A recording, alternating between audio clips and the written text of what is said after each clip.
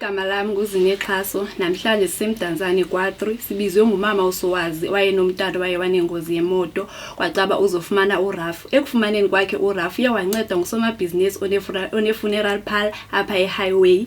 Ekufumaneni kwakhe ke umama le mali yomntana wakhe, lo somabhizinisi uyawaboleka imali engange-160,000. Akakhange ke ayibuyise umama lo imali. Umama lona uSowazi usibizile apha ucela uncedo ekufumaneni imali yakhe. Uyile ke nasemagqwetheni kodwa amagqwetha akazamanga ukumnceda. Mama ke ndicela usichazele ukuba le ngozi yenzeke nini and waye wafumana malini wena kule mali kaRafu kuze uboleke lo muntu imali engaka. Nemali lena ingozi yaqala ngo2018 and then imali ndayifumana ngo2020. Kwaphuma imali yokuqala. Imali yokuqala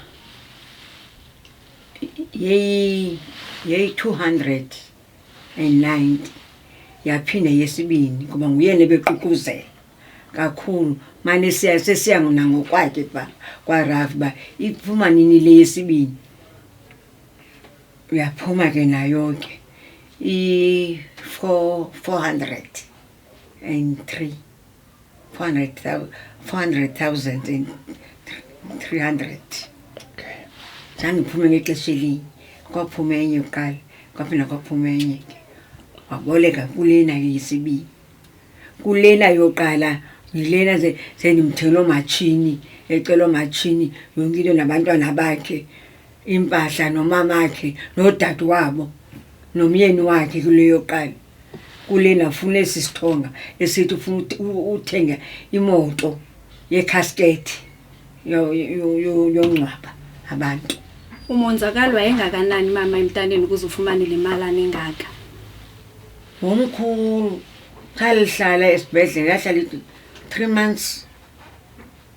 kwakulala naye phaya esibhedlela. Wayonzakalaphi? Abenyaweni kwala se left in ngosana abenyaweni kodwa yonke le ndawo evulekile inyawo lena iphezulu yeyihlulekile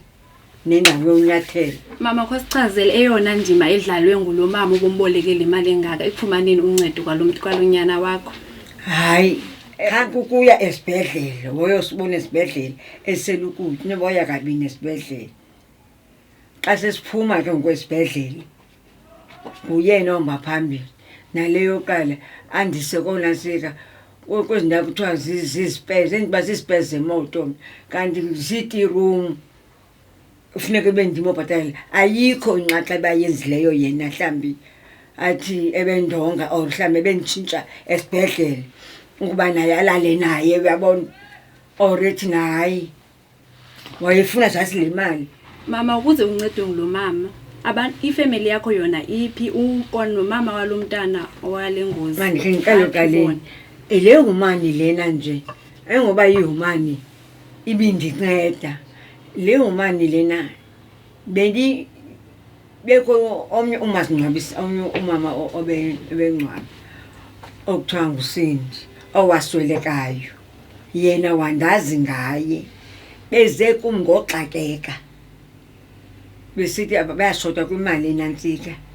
yomgalelo ndabanika waze lo waza ngayo kum waza wasweleka wathi nqa ke kum ke uyena ngenxa ibindimi umuntu ingekaphumi nale mali emane siza kumqane ingxaki nokuba yena bengixhomeke kuye ebeluncedo. Umama womntana yena uphi lo owenzakela? Abekho wasweleka. Uthi ke makhulu mama lo ubonile ba unaba abanye abantu wakuncamathela kube bona nale mali kaRafu iyeza. Uncamathelele kubona ba kekho umunye umuntu naye uzafumana ndidlula umuntu nobele kuba yonke into ayifunayo ndiyamenze ndiyathini uququzela ngiba unemoto nje le moto nami ngizitswe emotweni nami yo and bekutafa manje ukuthi kofika ngalamaxesha sendibhubhile nawo wothuba kanti ndisenamaphepha bayebeyiphika nale mali wathi manje mphi 100,000 i60,000 zinamboleka. Lamaphepha mama wabeke apha phambi kwakho achaza ntoni? Lamachazele ubone. mandiqala ngala wemali lana amaphepha ngale senditransfera kuye imali le ayibolekileyo ye-160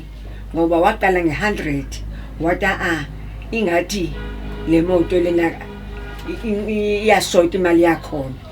wathi mandongenze i-6 apha ezantsi uqwela kubhalwe thotho kwesi statement wabulela sithi athi thotho kabanye bantu ngithobeka apha ezantsi kubhalwe thotho yabona uthotho ke apha kwa-FNB FNB wayithatha nale bebulela nje wanceda tu lena ke yile isamani yasecourt yangala 29 ka-October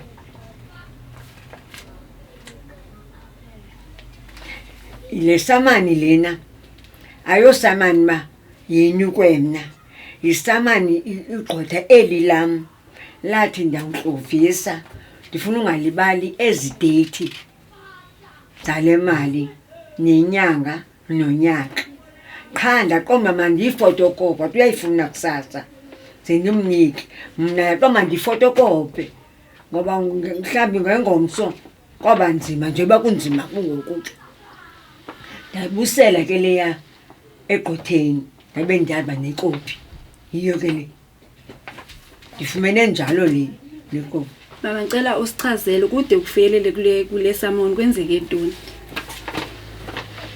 Uthi ndifikelele kule samani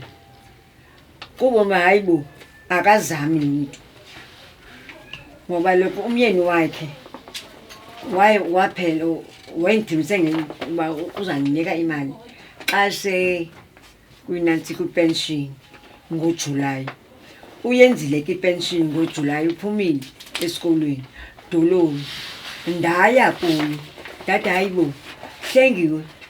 ithini kanti into nje ndincede ke at least ke xa kunzima ke ndinike noba 3000 njalo ngenyanga i-3000 uyenzile ke lonto leyo uyenze wayiqala ngoJanuwari uqala kaJanuwari ngo-2022 ke ngoku wayenza ngoJanuwari nangoFebruwari nangoMarch nangoApril ngoMeyi ngoJuni wecwaka akayenza loo nto leyo imali wanika za 3000 njalo ngenyanga wayimake ngoku apha ngoJuni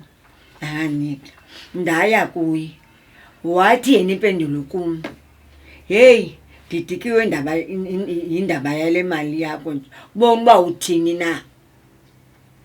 ndathi hayibo kutheni ngoku sithetha ngale ndlela nje Hlengiwe kanti unceda umuntu ukuba njena na wanditshatshalaza ndahamba namagqwetha ke kwa-Legal Wise ndahamba ndaya kwa-Legal Wise ukuya kwam ikhona loo leta yakhona ndinayo apha xa ndiya kwa-Legal Wise wathi uLegal Wise sakhe sitraye kodwa ke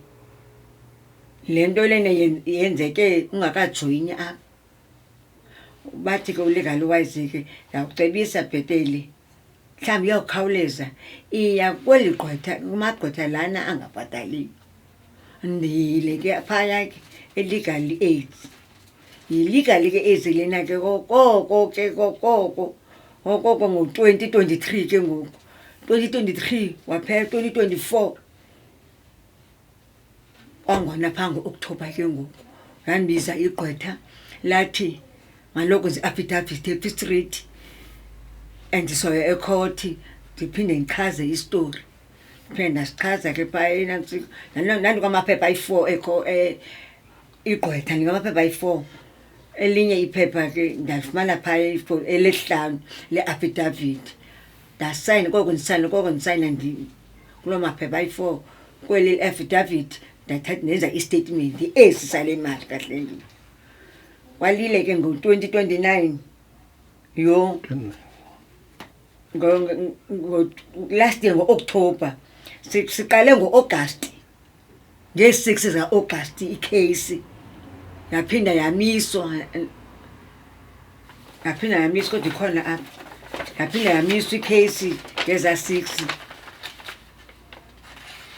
yaphinda yamiswa ngaphela yamiselwa inantsika i20 yamisela i20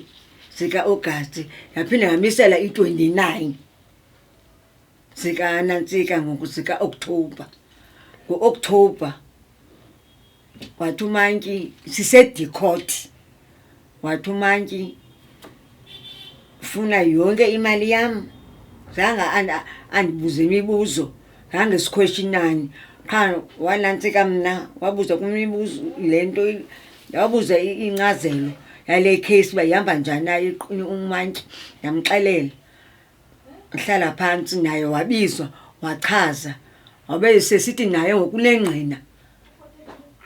leza kalo ngqina kalachaza ke kodwa ke elangqina lachaza into engayazi dithethe ukuthi ke ngala 29 kaOctober wathi uMantyi ke imali mayiphelele yonke yami mandiniko naku kwenzeka ngiyabona mangoku uOctober uphelile hahlambisa ngoJanuary lento ke ngoJanuary ngoFebruary March April ngoMay ngoJune andibake ndiye ecourt xa ndiyaye ecourt kodwa ke usebenzela endlini wathi security pha hey hamba iya head office yamagqwetha iphanga kwaSASSA ngase First Street eBack ulegal aids ndotsho khona xa ngifika khona ndathunyelwa kwa room 22 apha eMdantsane xa sifika room 22 eMdantsane ndihamba nonkwenkwe uBoy yena lo ulimeleyo xa sifika phaya ke la elalady ka room 22 lafonela eligqwetha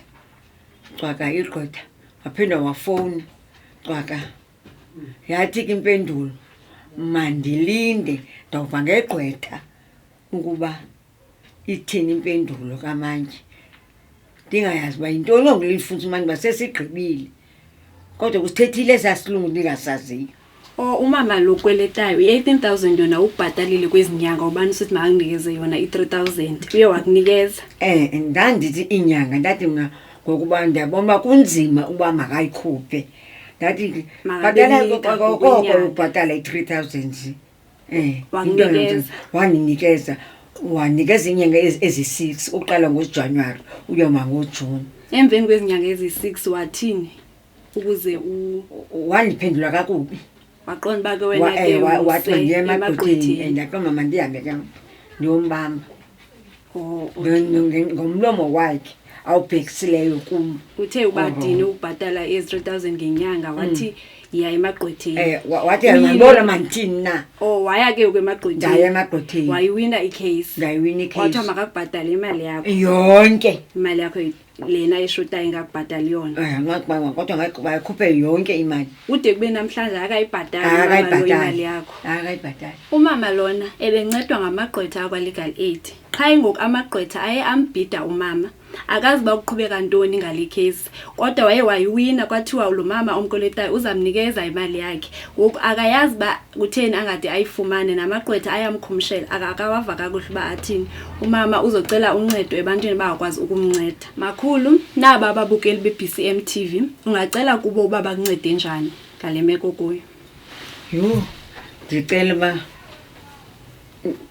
nangayiphi na indlela kodwa bahambe baye siye kuyo ngoba akho nto anganayo unazo nemoto yonke into nemali le yami ndifuna imali yami andinanto nayo apha endlini nantsi indlu ifuna upentwa nanganantoni